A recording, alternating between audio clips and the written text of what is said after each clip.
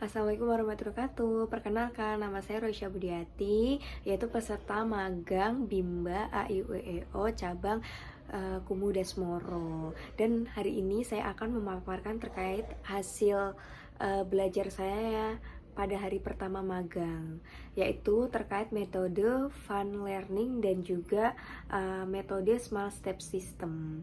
Baik, untuk yang pertama yaitu terkait pengertian dari fun learning. Sesuai dengan namanya itu fun, berarti kan proses pembelajaran yang bahagia tanpa adanya paksaan. Jadi pada proses pembelajaran tersebut anak tidak dipaksa untuk belajar, dan motivator dapat menumbuhkan minat belajar pada anak gitu. Kemudian proses pembelajaran harus fun learning agar dapat menumbuhkan minat belajar anak secara intensif, sehingga nantinya anak itu dapat belajar atas kemauan sendiri dan juga tanpa paksaan. Nah, proses pembelajaran yang didasari atas kemauan sendiri ini hasilnya dapat meningkatkan minat belajar anak. Lalu selanjutnya tujuan dari fun learning yaitu untuk menciptakan proses pembelajaran yang menyenangkan, sehingga anak nanti akan merasa tidak tertekan dan juga minat akan belajarnya itu akan semakin tinggi gitu. Kemudian ada hukum fun learning di Bimba. Nah, hukum fun learning di Bimba itu didasarkan pada hak anak dan juga teori belajar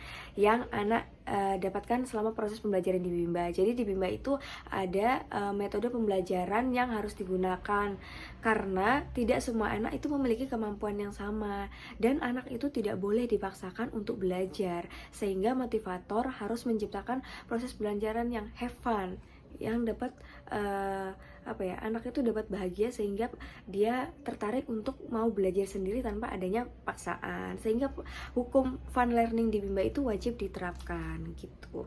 Kemudian dalam menggunakan metode fun learning yang harus merasakan fun learning itu adalah anak, karena anak itu sebagai subjek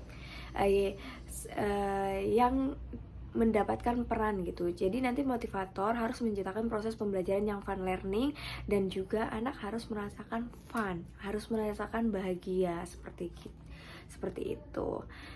Lalu cara menciptakan fun learning adalah dengan melakukan proses belajar yang sepenuhnya menyenangkan bagi anak dan menerapkan small system serta individual system yang nantinya akan dibahas.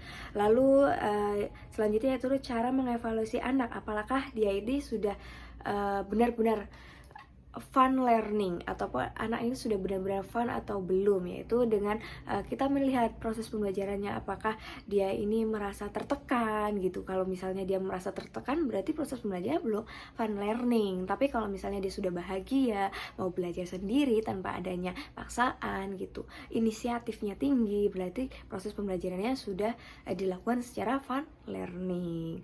Lalu yang selanjutnya itu dampak yang dirasakan apabila proses pembelajaran menyenangkan, yaitu pasti dampaknya positif, yaitu minat belajar anak menjadi tinggi, anak mau belajar sendiri tanpa adanya paksaan, dan juga anak mau mengulangi kegiatan yang sudah dia lakukan. Misalnya di Bimba dia sudah belajar modul permainan, karena dia sudah merasa fun learning, nanti dia dapat mengulangi kegiatan tersebut di rumah tanpa adanya paksaan. Lalu yang 10 adalah dampak yang terjadi apabila proses pembelajaran tidak menyenangkan, yaitu anak menjadi tertekan gitu, minat belajarnya menjadi rendah, menjadi tidak mau belajar lagi. Dampak yang paling besar dirasakan adalah menjadi tidak mau belajar lagi, dan juga nantinya anak itu menjadi malas seperti itu, karena merasa tertekan dan tidak bahagia, tidak merasa fun gitu, seperti itu.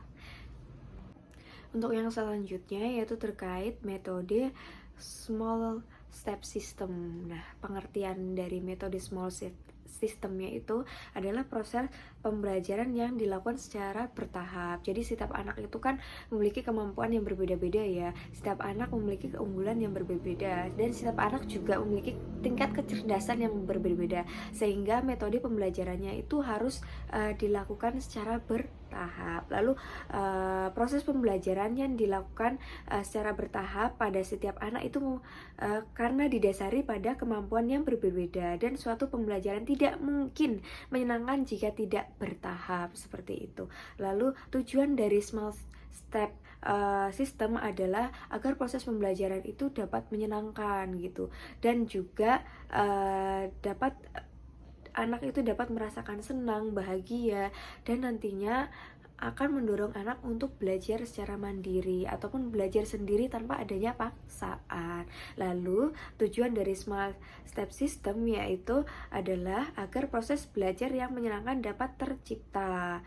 Karena kalau misalnya anak itu sudah merasa belajar itu adalah hal yang menyenangkan, maka dia akan mengulangi hal tersebut. Lalu selanjutnya adalah cara agar motivator dapat mewujudkan pembelajaran small step system, yaitu adalah dengan membimbing sesuai dengan kemampuan anak tersebut. Nah, mengapa demikian? Karena memang setiap anak itu memiliki kemampuan yang berbeda-beda, memiliki tingkat kecerdasan yang berbeda, tidak bisa disamaratakan, tidak bisa dipukul rata, sehingga proses pembelajaran itu harus ya dilakukan oleh motivator sesuai dengan kemampuan dan juga minat anak, seperti itu. Lalu dampak apabila belajar dengan menggunakan small step system adalah anak dapat tertarik gitu.